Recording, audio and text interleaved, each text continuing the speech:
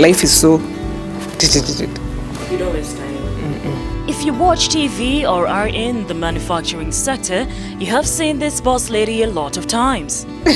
She has described class, poise, beauty and brains all in one package. The mother of four lets us in on her secret to leadership. Leadership is based on your abilities, it's based on your personal attributes, and it really is not about your gender, because there are many opportunities to lead, but very few people to lead. With all her responsibilities, how does she manage to cater for her family? Knowing what really matters and is at the center of my life. For me, what is really at the center of my life is God and my family. I make sure I make time for a relationship with God. I make sure I make time for my family.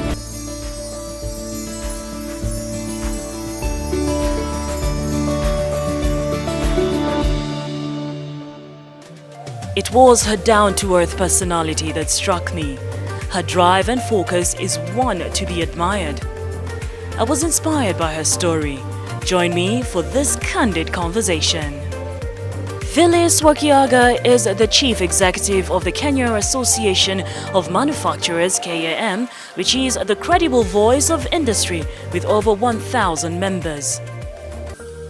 She is an advocate of the High Court of Kenya and holds a Master's in International Trade and Investment Law at the University of Nairobi, Master's in Business Administration from Jomo Kenyatta University of Agriculture and Technology, Bachelor of Law degree from the University of Nairobi, Diploma in Law from Kenya School of Law, and a higher Diploma in Human Resource Management from the Institute of Human Resources Management, Kenya.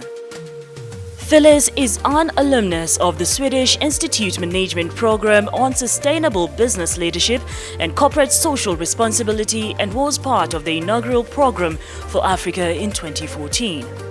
She has also been trained in the role of the private sector in government policy by Strathmore Business School and Johns Hopkins University Investment Treaty Law and Arbitration, Africa International Legal Awareness, UK London and High Performance Boardrooms Institute of Directors. Let's go back to where it all began. Who is Phylis Wakiaga? Phylis Wakiaga is a wife, a mother, CEO of the Kenya Association of Manufacturers, an advocate of the High Court of Kenya, someone who's passionate about development of the African continent and really ensuring that we make a difference for the youth and the generations to come in this continent. All right, so let's backtrack a bit and just start off from, let's say maybe your education and growing up straight from primary, high school, university. I know you have a lot under your docket, I mean, under your umbrella as Phylis Wakiaga. Yes. So just take us through. I grew up in Nairobi, so I went to school at Good Shepherd Nursery School. I went to Kilimani Primary, and then for high school I was in Precious Blood Riruta. After high school I was called to the University of Nairobi to do law. So I studied law at the University of Nairobi. After that proceeded to the Kenya School of Law to get my diploma in law. So in terms of my background, I'm a lawyer by training. I worked briefly at a law firm, because one of the things you have to do to be qualified as an advocate is work in a law firm. Yes, and after that proceeded to work at Kenya Airways, initially handling claims in the customer relations department, and then I moved to become the coordinator and the manager for government and industry affairs. So I had a good period of time with a lot of experience in aviation, working on the policy and regulatory environment for the aviation sector in Kenya. Participated in a lot of the negotiations and the ICAO, International Civil Aviation Organization meetings, and it really did build my skills around issues of government relations and advocacy. While I was at Kenya Airways, I pursued a master's in business administration and also a higher diploma in human resource management, because I thought, having a legal background, it would be nice to bring in business into my skill set. And also for human resource management, it was really about the fact that I knew at the end of the day you would not be able to carry out any roles without working with people, and I'm really passionate about people. So I did something in human resource management. In 2013, she joined the Kenya Association of Manufacturers, KAM. But how did she get there? I came to KAM after I was manager for government and industry affairs at Kenya Airways. I was looking for an opportunity closer to my house. I found it quite a bit of a ride driving every day to Embakasi. So I did apply for a job at Kenya Association of Manufacturers, and it was a position for the head of policy, research and advocacy. Okay. So I joined KAM as the head of policy, research and advocacy. Then Betty Maina was the CEO, so I was reporting to the current incoming CS, Betty Maina. So I worked as the head of policy, research and advocacy, and we did a lot of work in terms of engaging the legislature, the judiciary, and the executive government on improving the policy landscape for the manufacturing sector in that season. When I was head of policy, I also decided to further my education again, and I did a master's in international trade and investment law, because a lot of what we were doing was around trade policy, and I thought it should be interesting to hone my skills in that area. So I did pursue a master's in international trade and investment law while I was the head of policy. That is a lot of studying. How many certificates do you have at More than the certificates, quite a number, but it's really, I am one of those people who's passionate about learning and knowledge and information. So I'm always keen to learn more. So unlike some people who think learning is a burden, I actually find it enjoyable. So I get uneasy and restless if I'm not learning or reading. So currently I'm actually doing my PhD in leadership and governance. So yes, I'm this year probably going to write and defend my proposal. So, well, quite a lead on the boss lady profile. Here are some of the things you didn't know about Phylis Wakiaga.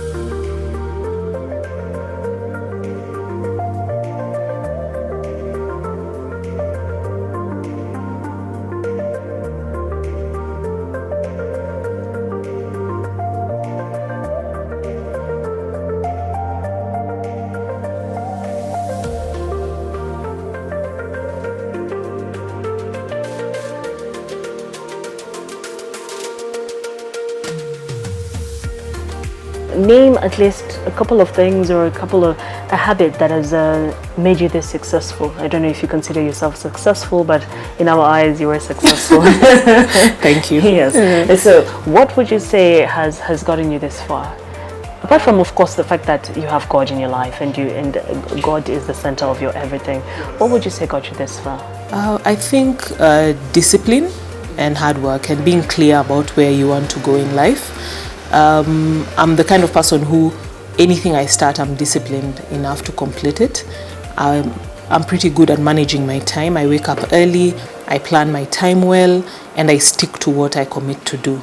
I also try and write down my goals every year and determine what I want to do. And I found that sometimes writing these things down does help. By the time the year is over, you're ticking the list and you realize that you've been able to accomplish that and the things you plan to do. But one of the greatest habits I've heard over the years is I read a lot. I think reading is one of the ways to really challenge yourself and scale you beyond your current realities. You're able to see through the minds and the visions of others and incorporate that into your life. So the fact that I read a lot, I think, has also been one of the most important characteristics in getting me this far. A CEO of a whole sector comes bearing a heavy burden on her shoulders. Phylis represents KAM on various boards and chairs the Kenya Water Industrial Alliance. She is also the United Nations Global Compact Network representative in Kenya. Being a mother of 4, I wondered how she balanced her busy career and family life. How I balance all that is trying to live a centered life, knowing what really matters and is at the center of my life. For me, what is really at the center of my life is God and my family, and everything else finds its way and shapes itself around that. So I make sure I make time for a relationship with God. I make sure I make time for my family. I know that the CEO role is quite busy, so during the week sometimes I'm pretty busy, but weekends are for the family.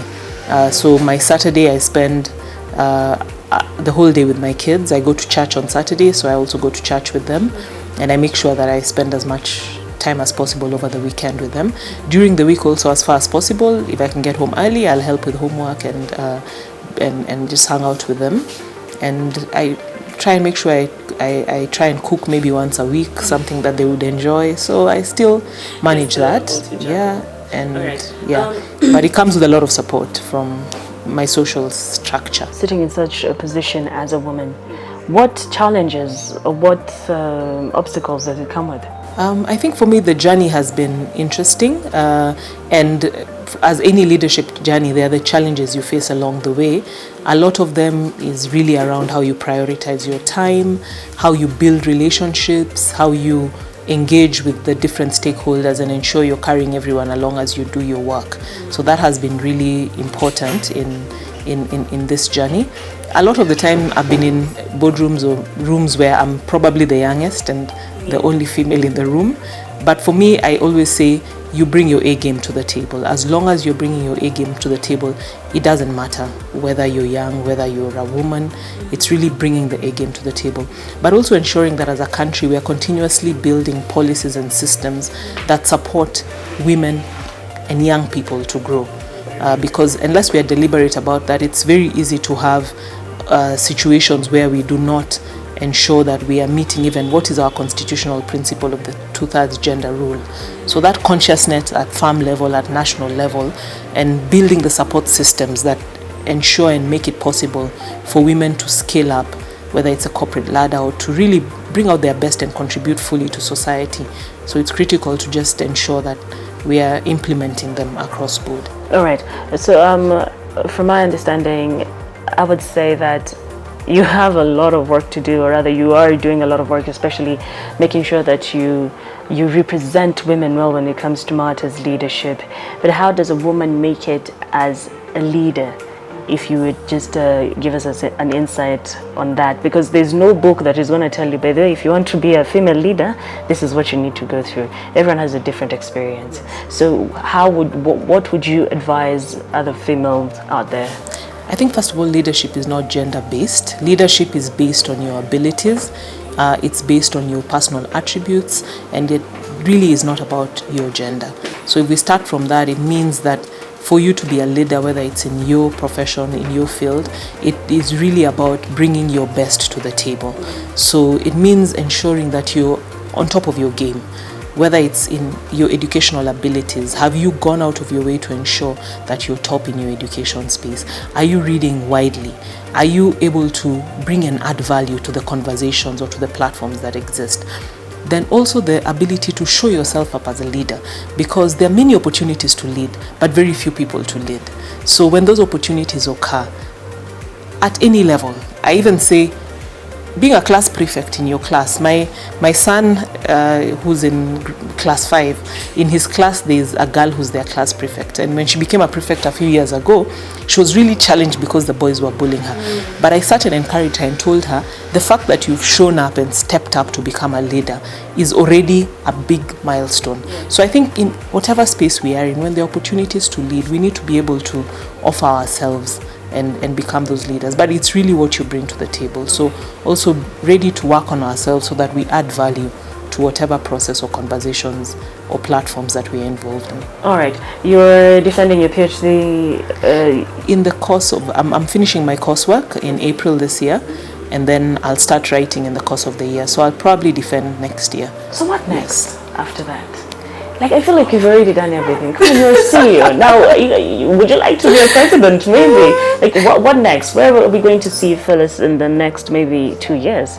I think you'll still see me influencing development and the policy landscape, because for me that's a space that is still very broad and wide, and you can influence it from many angles. You can do it from where I sit as a BMO, you can do it from an international platform, you can do it in the region, you can do it in the executive, in the legislature. So for me, for sure, a space where I'm influencing policy and advocacy, where I'm driving development of the continent, ensuring that we are creating opportunities for our youth and women, and really growing the African continent.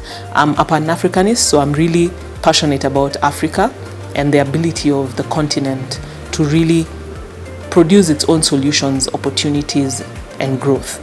So that's a space you will see me continuing to play in, whether it's in KAM or any other space that allows me to advance that agenda. All right. Could you just quickly draw for us a picture of how your day runs? maybe from Monday to Friday, what time do you wake up? Because there's always this thing for if you want to make it in life, if you want to be successful, get up at 3 a.m. Do you get up at 3 a.m.? I used to get up at 4 a.m. Wow. Yes, I did for many years, but I've adjusted it over time because of my realities. I have 4 children, and my last born is now. 4 children? Yes, I do. My last born is now 1.5 years old. So in the last 2 years, I've had to adjust my sleeping pattern. So now I get up at 5:30 because sometimes I have to go late into the night feeding the baby and stuff. So I wake up at 5:30. We try to exercise every day. So I come to the gym. I'm a member of the gym at Westgate, Ignite. So go to the gym between 6 and 6:45 and then get to my desk by 7. When I get to my desk, if I've not done devotion in the morning, because I try and do my devotion in the morning on the way to the gym or when I wake up, I'll do it in the office and then start my day. Go through my emails, see if there's anything urgent, and then look at the priorities, because there are priorities either from the board or the relevant committees that exist under the board, and then prioritize that into my day. My calendar is normally quite packed, and I have a great assistant, Maureen Chepkonga, who manages my time and my life and calendar. So I go through the calendar, see what my priorities are for the day, attend to the meetings, and get my work done around the day, and then try and leave work by 6 if possible, and go home and help with homework and just hang out with the kids before I sleep. Yeah, so that's my day. Oh, meet my friends sometimes. Yeah. Now that's discipline. It is time to take a breather, and when we come back, we talk more on the manufacturing sector and you're planning to join. Phylis tells you this and much more after the break.